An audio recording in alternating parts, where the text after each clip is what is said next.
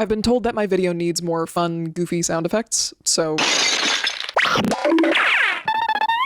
Okay, I hope that was enough. This video is meant for entertainment and educational purposes and is 100% organic, AI-free. Back when I was debating on TikTok full-time, I would most often cover subjects that related to feminism and sexual dimorphism. For context, the debate topic was, quote, "Men are not inherently better leaders than women, and vice versa." The title of the live conversation was meant to push back against biases that often favored men in leadership roles, while largely excluding women. We usually call this phenomenon patriarchy. People would call in and argue that men simply possessed qualities that women did not, and that these qualities set men up from birth to simply be better leaders than women. One of the ways I debunked these arguments was through presenting evidence of egalitarianism within prehistoric hunter-gatherer societies, particularly that of Paleolithic Homo sapiens. I think in order to dive into this topic correctly, we should prepare with a bit of a biology lesson on primates. There are, as of this moment, around 20 different confirmed species of the genus Homo that have been identified by researchers. Homo erectus, Homo habilis, and the very popular Homo neanderthalis, just to name a few. A lot of people have this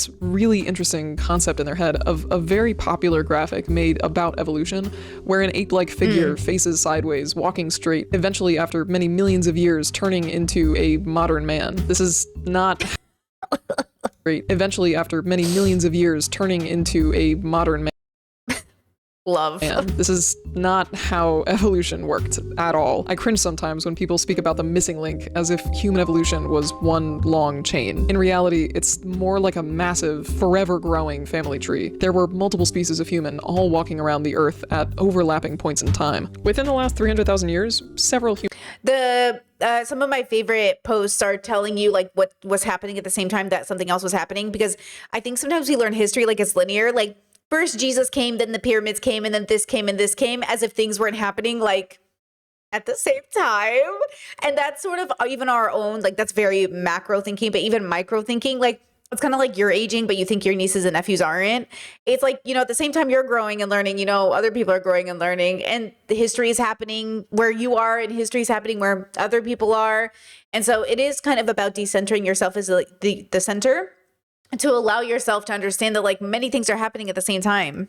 Human beings have coexisted. Neanderthals and Homo sapiens being probably one of the best and most well-documented examples of this. None of these species show evidence of formal hierarchies like that of chiefs or kings or queens or monarchs in any way. We have evidence that Neanderthals in particular cared for their sick and injured. Fossils show individuals surviving for years with severe disabilities, which likely means that the group was supporting them, showing a very clear history of collaboration and communal care rather than necessarily overt dominance, but we'll dive deeper into that in a moment. Let's talk about bonobos. Bonobos are more sexually dimorphic than human beings, but have female-led egalitarian societies. The males tend to weigh about 20 to 30% larger than the females. The ladies tend to gain dominance by forming strong, cooperative bonds and acting as coalitions to fend off the angry males. In this particular structure, high-ranking females often control key resources like food and shelter, and they also influence group dynamics. Chimpanzees, on the other side, have male dominance hierarchies that are significantly more reliant on physical strength. Jane Goodall, rest in peace, queen, is the woman who discovered that chimpanzees live in complex...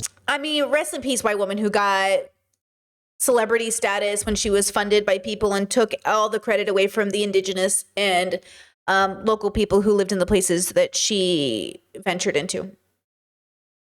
Patriarchal societies with strict, often violent, linear hierarchies. Alpha males maintain power through stuff like calculated aggression, strategic alliances, and of course, intimidation. Humans are less dimorphic than both chimpanzees and bonobos, so why do we assume male dominance is natural? We share approximately 98.7% of our DNA with both chimpanzees and bonobos, making them, to an equal degree, our closest living relatives. So just to recap, chimpanzees tend to be patriarchal through violence, bonobos tend to be matriarchal through female coalitions, but humans do something wildly different called reverse dominance hierarchy. Christopher Ooh, reverse dominance hierarchy. Okay. Boehm, in his book Hierarchy in the Forest, The Evolution of Egalitarian Behavior, describes how Paleolithic groups prevented anyone from accumulating power. Instead of the strongest bully rising to the top, like in chimpanzee societies, the human coalition would actively suppress these aforementioned bullies. If someone tried to boss people around or hoard resources, the group had tools like mockery, ridicule, refusal to cooperate, social shaming. In extreme cases where someone became genuinely dangerous, the group could collectively decide to exile or even execute them. Humans prehistorically did not favor having one singular leader in the band.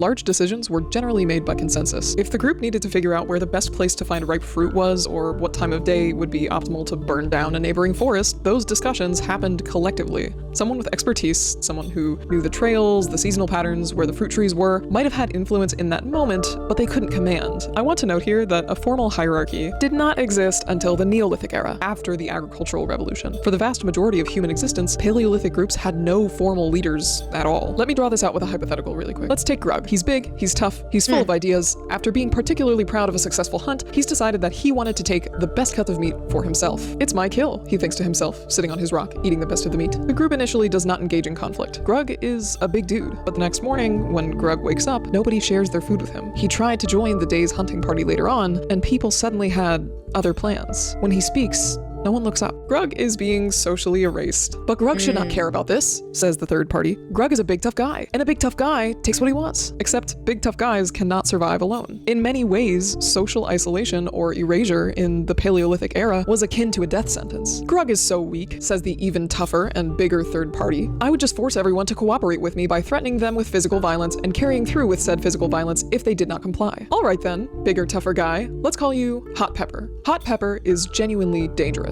Not only does he hoard food, but he frequently threatens violence when people refuse to do what he commands. Hot Pepper tried to control who gets to eat and mate. Where the band goes, who gets the comfiest rock, you get the idea. In a troop, a group of chimpanzees, this might actually work. I wonder how much of this plays into sort of like the way we've, like even thinking of the word troop, sorry, okay. So the word troop made me think of the idea of like a traveling band, which made me think of the idea of a singular nomads versus like traveling bands of people. And then maybe think about the difference of personality types of people who, quote, do better alone and then, quote, do better in groups. And then how, quote, we never really do anything alone. And yet there's like a social aspect to this that I think does get confusing to people. Like, what's the difference between I as an individual and I as a collective? And it's like, you need to, for me, I think you need to be both. Like, I don't do well in group activities, but I do much better in like helping a community, which are different. Like school projects in class, not good at. Being a good student in general, sure. But like being a participant in a group project, like I do not like that.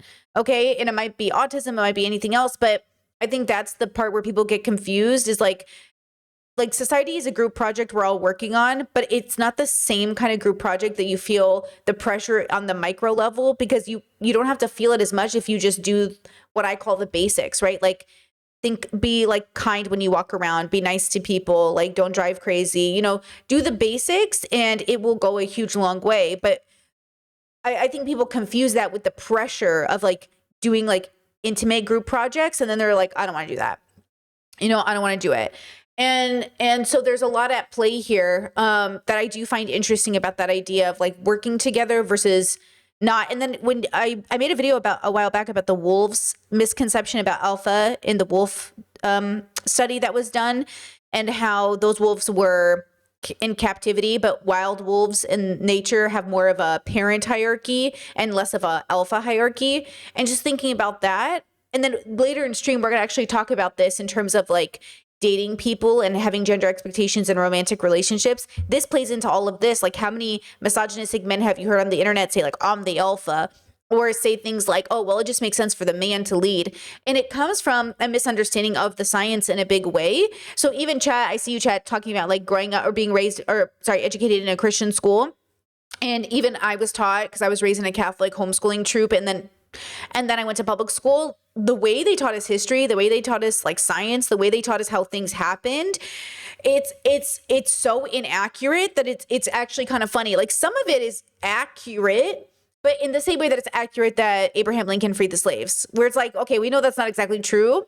And the way that we've been taught it, the same way that Christopher Columbus like discovered America, like, okay, we know that's not true. And the way, so it's like, okay, so you have to unlearn so much of what you're raised with to even start to think. So that's the problem. That's what I think of in my meditation practices or my introspective practices is, okay, so I've been raised in a world with 8 billion people who, by the way, all think they know what's going on. All of you, every single one of us thinks we know what's going on. And because I think in some ways we couldn't move forward if we didn't. the issue is how much are we going to unlearn before we actually find the right answer? And I think you have to do both at the same time. So ironically enough, not only is history happening at the same time, but you're learning and unlearning at the same time all the time. That's why you have to, with your full chest, say, this is what I believe right now. But as I learn and unlearn, I might change my mind later. And so, yeah, that's what that made me think of. Okay.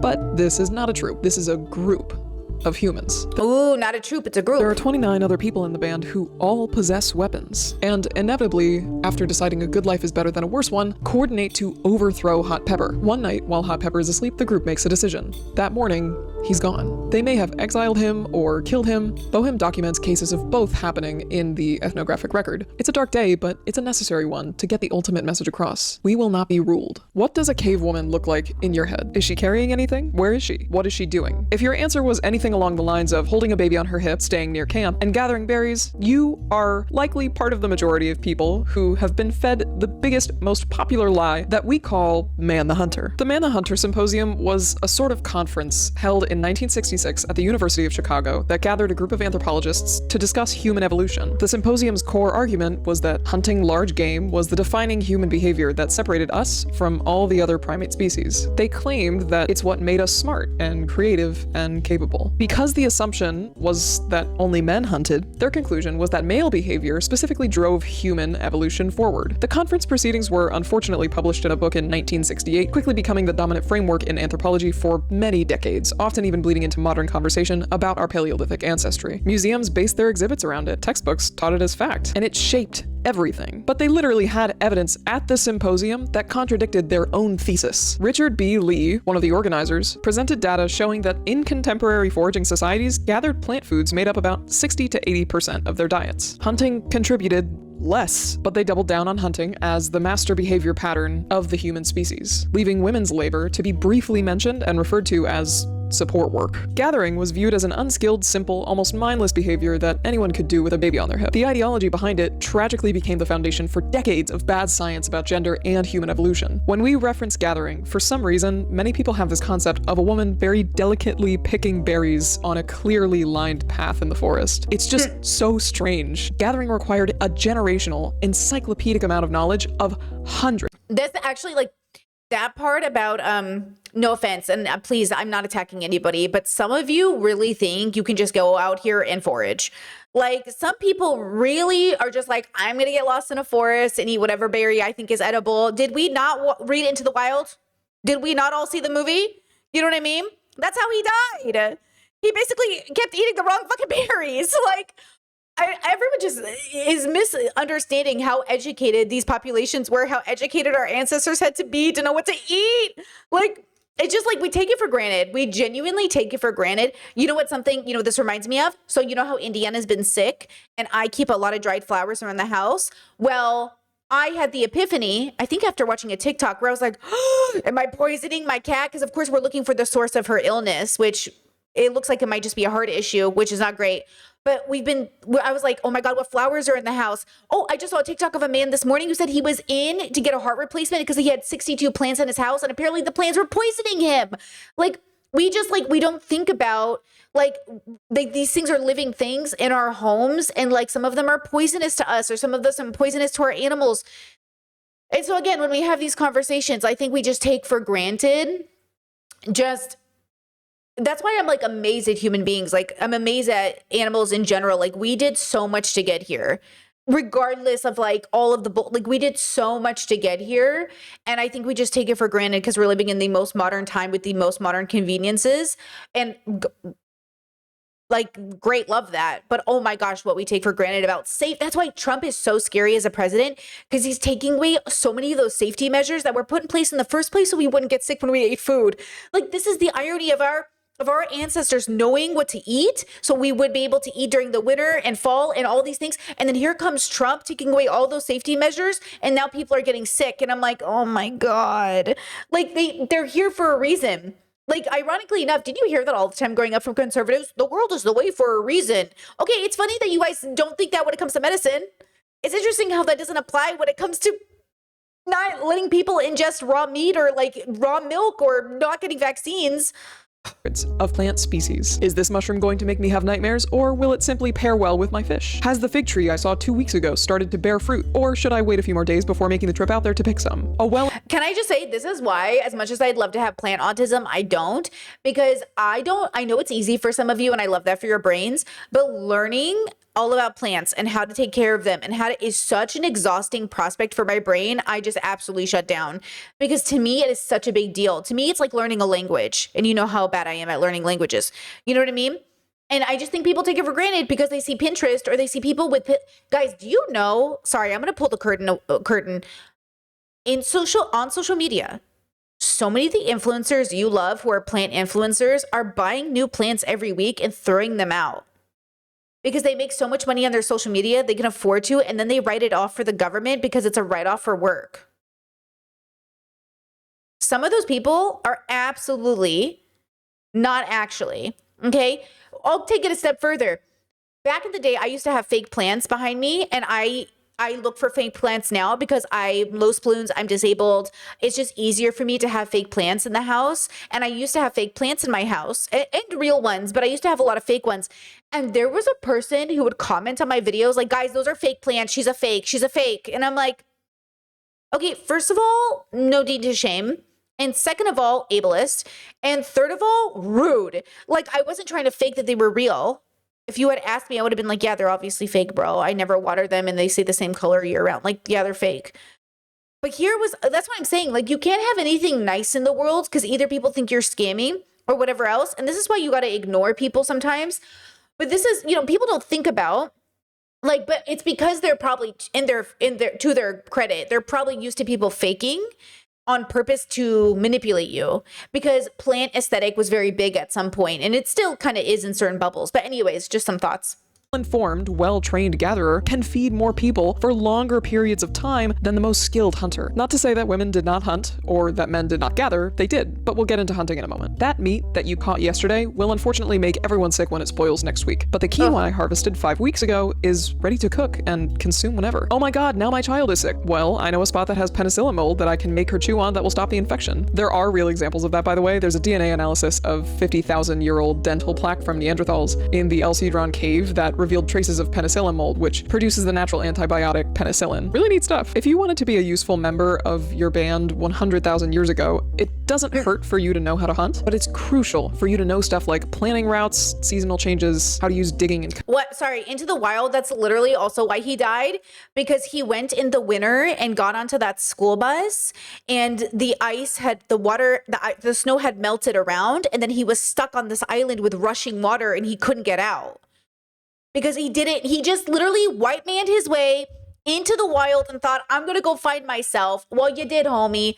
Like, rest in peace. Okay, rest in peace. He did. And this is why when I went on my 2 road trips, I just had him in my brain because I was like, where am I going? What's the temperature? What's the weather? One of the people that I dated in the past was also an avid hiker. And they told me that they got hypothermia in warm weather and they were very confused and had no idea. The only reason they were very, like 20, 50 mile hike kind of person. They realized it was hypothermia because they knew all the symptoms, even though it was hard for them to fathom that they had been getting it in warmer weather. I never would have thought about that. That kind of stuff stays with me. It really does. Like, that kind of stuff, like, really stayed with me when I was on my road trips, because I was like, okay, Brittany, like, what are you feeling? How's your body feel? Do you feel okay? Did you eat something? Like, you stored this food. I also traded food with people on the road. Like, there were circumstances in which I traded like vegetables and stuff with people. And I just felt like, oh my God, like, what if I'm going to get sick? Anyways. Cutting tools, what plants will kill you and your whole team, and which ones won't. For a lot of people, when they picture hunting, they'd usually imagine a group of large men poking an equally large animal with spears. But hunting required tracking and following animals across many, many miles of terrain. We had to track migration patterns, understanding where the animals would be at what time. There is skill in maintaining your weapon properly and learning to work as a coordinated lethal team. Humans had a particularly horrifying way of stalking and eventually killing their prey, and it's called persistence hunting. Persistence hunting has been... I'm sorry, there's a joke here. What are those guys, the pickup artists? You just know they heard that and went, oh yeah, I use that when dating. This is why men are disgusting. Like, the patriarchal, like, part of that bubble that's like, hunt her, pursue her, pin her down, put her in a corner, force her to say yes, the implication. Suggested to be a key strategy for meat acquisition in human evolution. It's a form of pursuit hunting in hot environments in which the hunter runs or uses a mixture of running and walking to drive prey into exhaustion. If you were an antelope 300,000 years ago, peacefully trotting across the valley with your herd, and you spotted a group of Homo sapiens, you'd all likely begin to run away as quickly as possible, using up your energy until you felt you were completely safe. The humans are gone. Everything's fine. For an hour or so. Suddenly you see them again, and now you need to run again. You're getting a little tired now. Usually predators don't follow for this long. Well, you've run about 15 miles now, and you're much, much faster than them. You're definitely safe now. Except they're back. They're not panting, nor do they show any signs of physical exhaustion. Your herd makes a break for it one more time. But you've been running all day long. Your legs are weak and hurting. You need to eat and rest. You haven't seen running water all day. You're dehydrated. I'm so scared. This is scary. Chet says basically we're the slashers in slasher movies. Guys, I think I'm gonna be vegan. I think I'm gonna be vegan. I think it's happening. I think I'm gonna be vegan. Like, I don't want to be the slasher in slasher movies. You finally collapse from exhaustion, but before you close your eyes, you see a small group of fleshy, long-armed apes looming over you. It's over. You've lost. This was never really a solo effort. Persistence hunting worked because humans, men and women, coordinated with each other consistently. There is no evidence that this was an activity exclusive to males. The physical demands of persistence hunting generally favored endurance over raw strength, and women's bodies are built for endurance. The qualities that made someone good at this type of hunting were never truly about being the biggest, toughest guy. Jess said, are we the baddies? Bro, I think we're the baddies.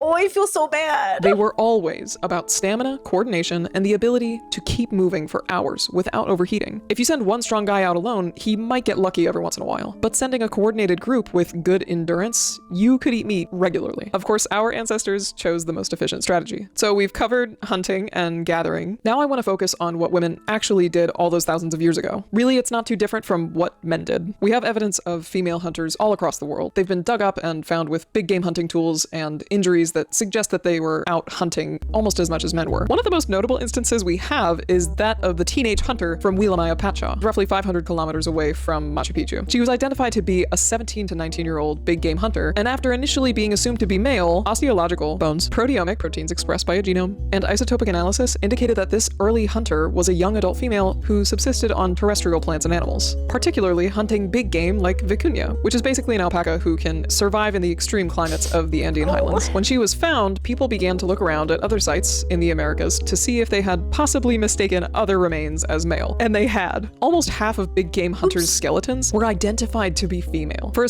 What now? And they had. Almost half of big game hunters' skeletons were identified to be female. For a significant amount of time, every single time we found a burial site with suggestions that the person we dug up may have been hunting, archaeologists immediately assumed them to be male, putting popular social biases of the time. This is so important. This isn't even funny. This is actually so dead fucking serious. Like, lock in. This is what I say when I say we have to unlearn what we've been taught. It's like your family lore.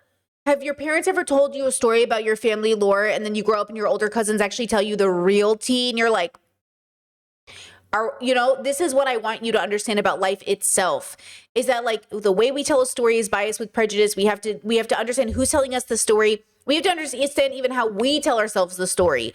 It takes a lot of conversation, a lot of digging, a lot of deconstruction, a lot of like understanding the details of to really get to the bottom of things, which is why like even this idea of living in objectivity is so funny to me. But here we are, like we don't even know what is. And so again, my special interest, my goal, my love of existence comes from my understanding that like we don't know. Okay, and so much like Robin, I will spend my whole life putting together a puzzle piece to understand what I'm missing. That's what I'm looking for, is like, what am I missing? Because there's a full picture here. And it takes a lot of work to figure that out, to build a picture. You know, I really think civilization has made it this far, unlike with like a 500 piece puzzle, and only like 200 pieces are on the board, and we're like, good enough. And that's kind of true. I think this is sort of true about us as a species, is like we don't need all the pieces of the puzzle to be put together to kind of get ahead, but we will fill those empty slots with something. And then we have to spend all that time on learning it and moving the pieces around and then putting it back in and redoing it. And I'm just kind of curious, like, how many pieces can I get on the board before I die? That's kind of the game I'm playing with life. Like, how many of my puzzle can I finish before I die. Fingers crossed, you know? In front of tangible evidence-based research. There absolutely could have been instances in the past where a prehistoric woman in a group of people would have been breastfeeding her baby, maybe even picking a berry off a bush. What most people don't understand is simply that the father of that baby would have likely been doing the same thing. Why are we patriarchal now? That's a really good question. Most societies now, roughly 88%. Also, I do think this is important because, wait, chat, I don't know if you mean it this way. You said people that say I believe in biological science, except it turns out scientists were lying. What? Well, I just want to say that I think I've been watching people on the internet, specifically there's this Black woman that I watch on occasion. She comes up on my feed and she's an academic. And she was making commentary about the struggle of being an academic in a non-academic space, and not to be elitist, but her point is that when she uses words, she's using it academically, but when the audience hears it, they're using it colloquially, and there's like a confusion about what's happening. And sometimes I do wonder, like, even though science has absolutely been infiltrated by white supremacy and patriarchy, I do also wonder what happens when the academics who are doing the work also get misconstrued, like toxic masculinity, gender studies, the things that like are actually revolutionary in the academic spaces, but then by the time they trickle down into our spaces, we just misuse and misunderstand. Or something like white passing or white fatigue, like, you know, the word woke, like so many things that are taken by Black academics or Black thinkers or Black philosophers in particular is just coming to mind, is like, we water it down and then we're like, that's stupid. But we watered it down. Like it wasn't, you know what I'm saying? So I've been really thinking about this like struggle. And then, of course, every person has their bias and prejudice, and every person has to, you know, so I'm not saying like I'm not trying to like make a statement of like, oh, this is the solution or something, but I'm just trying to say that yeah, it's interesting, like trying to have a conversation, or even, you know, I run into it too. I think we all do. We're like, I'm trying to have this conversation here in this bubble, and then other people come in with and it's all valid, but like, I'm trying to have this conversation. You know, and it's kind of difficult. It's like, well, go to the internet, you'll find your community. Okay, but the internet's an open forum. So here we were having a queer LGBT conversation about Streamer University, and then people were coming in with like their own opinions. And it's like, I'm sorry. Okay. Or even on the member stream, we talked about the queer collective, because I was like, this is an in-house conversation. And it is annoying me how much, now I saw yesterday, I shared it with my Discord, conservatives are weaponizing the queer collective conversation, and now they're going after trans people. I told you guys not to talk to people. Certain things you cannot say in mixed company. Like, I don't understand when we're going to get it. Anyways, we'll talk about this later too. There are just like some conversations that I'm just like, oh my God. And I get it, because I've done the same thing where I have said things and people are like, Brittany, and I'm like, what? And I'm like, oh shit. Like, I had to learn that too, you know, like not to, you know what I mean? Like, you got to learn it. Anyways. Some of them are led primarily by men. Women, unfortunately, still are largely excluded from these roles. If our ancestors were egalitarian, how did we get to be so patriarchal? Most anthropologists look back to the agricultural revolution 10,000 years ago. There exists a debate currently among anthropologists about the specific mechanisms that flipped us from egalitarian to patriarchal. Scholars have proposed a few different explanations, but it was likely some combination of all of them working together. One explanation focuses on the plow. Plow agriculture required significant upper body strength, something men had more of and women had less of. So men began to specialize in field work, while women began to focus more on domestic work. Of course, this was not rigid. If it was the case that the man was sick or the woman was not around, they would switch roles as needed. But from the system they had set up, the expectation of women belonging in the home. That's why I think it's so funny that when women worked in the factories, when the men were sent off to war, that wasn't an indicator that women could work in factories. Like, I think that's really interesting that the math they did at the time wasn't that women could work in factories. It was like, I guess women are good enough to take our place temporarily, but not permanently. It's like, okay. Home developed further, even into families that were not farming. Then there's the idea that property and inheritance drove patriarchy. This one goes back to Frederick Engels in the 1880s, but modern anthropologists have built on and refined that argument. Once we settled, after being nomadic for thousands of years, we began to accumulate property and surplus. With the existence of private property came the desire to pass it on to the next generation. But you're not just gonna give your lifetime of stuff to some stranger. You want to give it to someone more significant, like your kid, for example. The only problem is you don't know which kid is yours. Paternity tests did not exist exist 10,000 years ago. In comes the male monopolization of property, stemming from a need for paternity certainty. Here began the shift from matrilineal to patrilineal descent, which ultimately led to a control over women's sexuality and reproduction. If you can convince the woman that it's shameful and taboo to sleep with anyone else but you, you can guarantee that the child she bears came from you, or at least most likely did. To understand how property and paternity certainty reshaped gender roles, we need to talk about what happened to Oh man, that baby's crazy, bro. Listen, this is why I say, like, there is a why. An inability to dig deeper, it really is that deep. This is what I'm saying. You didn't just pop into existence. Okay? You are impacted by everything that came before you. This is why I say, like, what is free will if we don't even know how impacted we are by our acts? Like, we don't even understand our actions. We don't understand why we think the way we think. That's why that vegan conversation was so, like, annoying, because, you know, Elle kept trying to say, like, okay, but, you know, why? And he's like, I don't know, it's just how society is, bro. Okay, but, like, why? I don't know, it's just how things are. Okay, but why? I don't know, it's just how it is. And I'm like, oh, this is what I'm saying. Like, it's so frustrating, I think, to, you know, but this is why, I'm sorry, this is why I say my levels are so good, because does this not just prove what I've been trying to say? I gotta make a new levels video, but this is what I gotta do a stream or something, but this is what I mean as an example. Like, you're telling me you've done all of this due diligence, you've done all of this thinking, you've done all this thing, and then when I ask you a question, your only answer is like, that's just how it is. That's just how it is? It's like one of the most intellectually lazy, dishonest, like, statements I've ever heard when we're seriously trying to be introspective. Like, it's just how it is. I guess I just like it. I guess I just like, you know what I mean? It's just... childcare. I mentioned this next bit briefly when we went over gathering, but I feel the need to expand on it just a touch further. Childcare and alloparenting. I want to focus mostly on Sarah Hardy's research on this topic because I found it was the most in-depth dismantling of the whole women stayed home with babies narrative. She writes, according to the cooperative breeding hypothesis, allomaternal assistance was essential for child survival during the Pleistocene. This breeding system permitted hominid females to produce offspring without increasing interbirth intervals and allowed for the movement into new habitats. Reliance on allomaternal assistance would make maternal commitment more dependent on the mother's perception of probable support from others than is the case in most other primates. She goes on to explain how that was so hard to record. She goes on to explain how the concept of it takes a village is rooted deeply into our prehistoric human evolution. Alloparenting allowed women to participate in band activities, including hunting. All that changed when the agricultural nation funny. This is perfect funny. We went from cooperative, flexible systems where everyone participated in the burden of childcare to isolated nuclear families where women were tied to the home, all in service of making sure property stayed in the right bloodline. Another popular theory as to why agriculture kickstarted patriarchy is related to population density in warfare. Early Homo sapiens generally only went from place to place in groups of 20 to 30 people. War in human civilization only really started once we had something worth defending. This bit kind of ties back into the property and inheritance thesis, but the main argument here is not necessarily that men began to control because they wanted to pass their belongings on, but rather because they were more capable of physically defending them. Having agriculture around meant being able to finally sustain higher population densities. More people meant they could cultivate a fixed territory, which led to increased intergroup conflict over resources. Ladies, we are very strong, but due to thousands of years of sexual selection,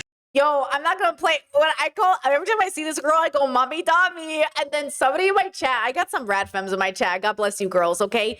You're like, Brittany, stop calling her mommy, Dami. Stop calling people mommy, Dami. That's mothers are sacred. Stop calling her a mommy, Dami. I was like, girl, listen, okay? Listen. I get it, okay? I get it. But also...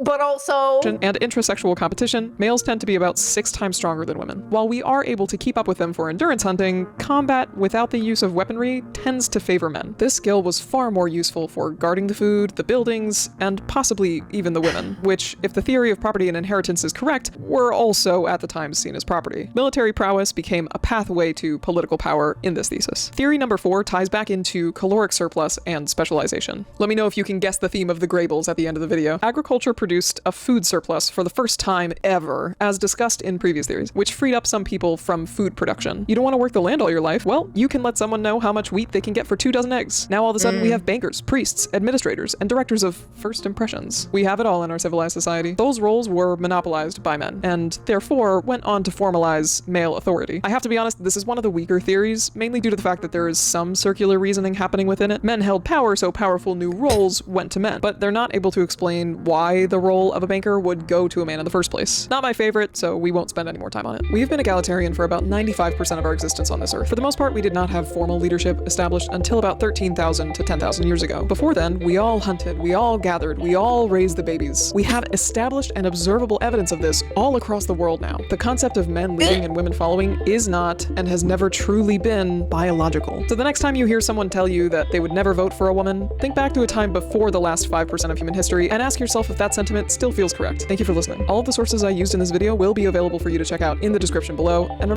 okay, great video. Honestly, vibes. I'll link it in the chat, of course. I just want to say this plays into exactly what we're going to talk about later on stream, about this, you know, quote, gender war. Listen, we're not in a gender war. There's no gender war. There's barely gender. Okay. Okay.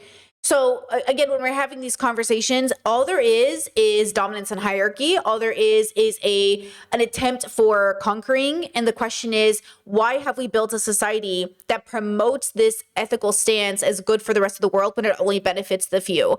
And why do people buy into it? And this is why I say, like, to self-reflect, to have the self-reflection, like, really, I mean, this video might have been it, girls. This might have been my, am I vegan now? Let me think. I got to really meditate on this. Do I want to be the slasher in the movie? Like, this is how I think about my life. This is how I know the more introspective you are, the kinder you become, the better of a person you become. I'm not saying that all vegans are good people. We know the vegan teacher exists and she's a horrible human being.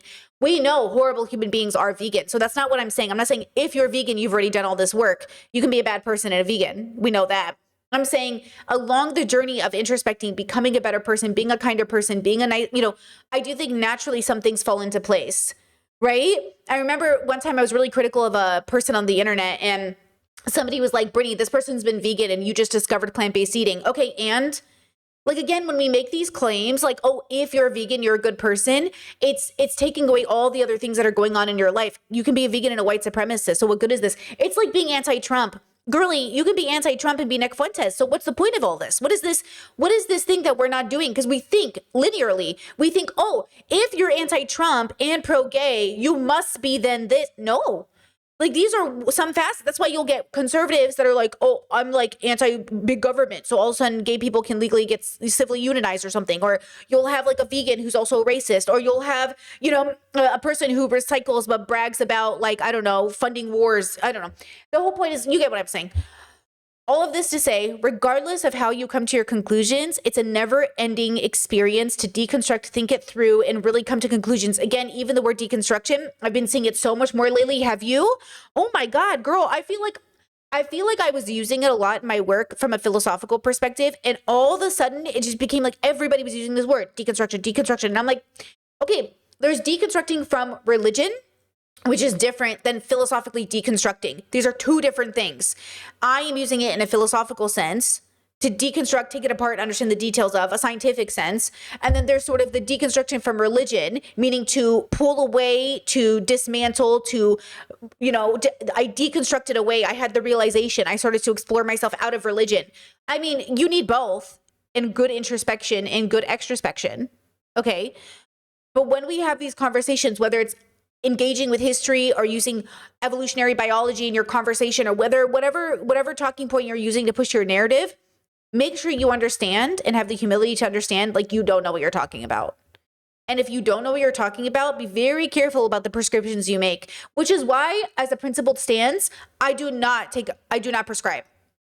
Who am I, Brittany Simon, to prescribe, to tell you how you ought to live? How arrogant would I have to be to get up here and tell you how to live? Now, I will tell you this, though.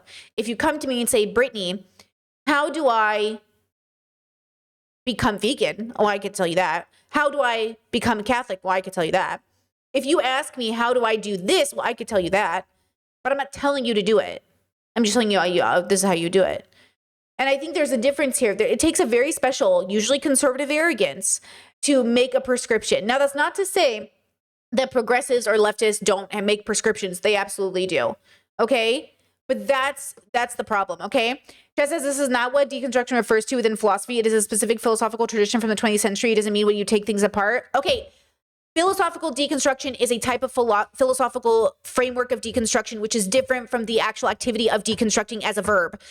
Philosophical deconstruction is a type of philosophy which is different than the verb action of deconstruction philosophically. That's what I'm saying. There's 3 categories of deconstruction. There is a type of, it's like applied philosophy. You could say deconstruction philosophy, or you could say deconstructing as a verb. Like, it's an action, and I'm saying I'm using it in the action sense. Do you need further clarification? Okay? Do you need further clarification? Bubbles, bubbles, bubbles, okay? Every bubble uses the word different. You could say, you could say that, I don't know, Christians are using the verb deconstructing when engaging in like philosophical religious thought. And then there's the deconstructing away from religion. And then that's engaging in like deconstruction, philosophical deconstruction. Okay. All I'm saying is like, see, bubbles, words mean different things in different bubbles. All I'm saying is know what bubble you're engaging in, understand how they're using language, and understand it's not about you. Okay? It's about which bubble you're visiting. Okay? It's like going into a vegan bubble and being like, why isn't there any steak here? I don't know, because it's vegan. That sometimes is what it feels like when people are engaging with other people around the world. And the internet, we forget the internet is like a cultural place. Okay? So yes, we could be saying same words, different meanings.